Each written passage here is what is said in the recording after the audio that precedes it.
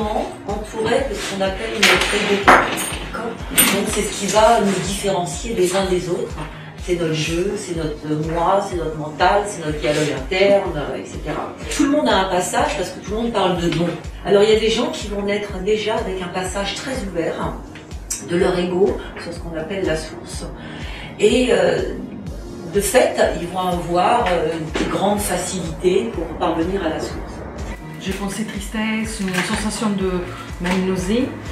Et au niveau forme, couleur, plutôt végétal, vert, arbre. Espace, bleu, froid, rectangulaire, eau, air, humain, région. C'est New York vu du ciel. Redonne-moi tout ce que tu as vu.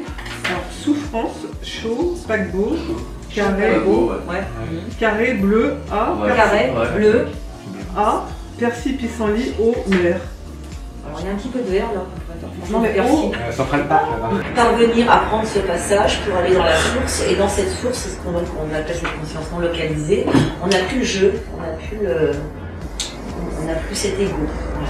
Et c'est donc ce qu'il faut faire. Une fois que vous êtes sur cette source, vous allez y porter une intention, c'est ce qu'on va voir après, et vous pouvez faire de la précognition, de la rétrocognition, effectivement du dialogue avec vos guides, ce qu'on appelle du channeling, du dialogue avec les défunts, de la liturgie sur les objets. Je l'ai touché, j'ai pensé tout de suite à la prière, à la religion. J'ai senti objet sacré, Bible peut-être.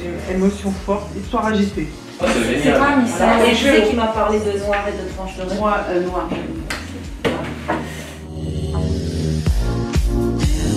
C'est une science symbolique, un outil d'investigation psychologique et pédagogique.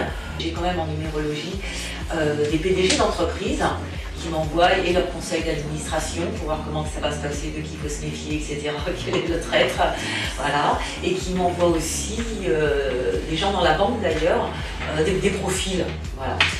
Il n'y a pas de bons thèmes et de mauvais thèmes.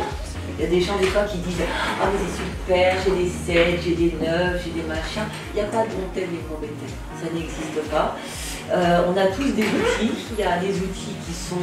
il y a des gens qui ont la chance d'avoir tous des outils retournés positivement et d'autres qui n'ont pas cette chance.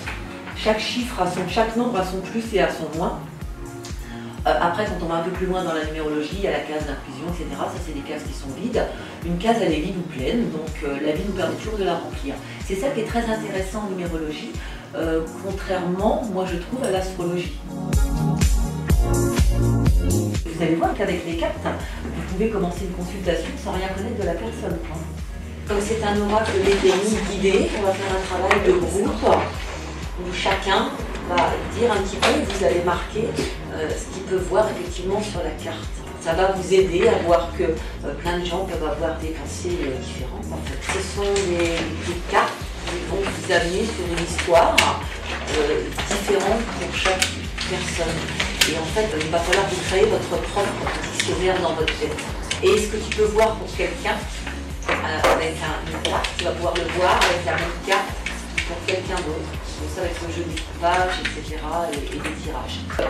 Vous allez vous mettre en binôme avec des gens que vous ne connaissez pas.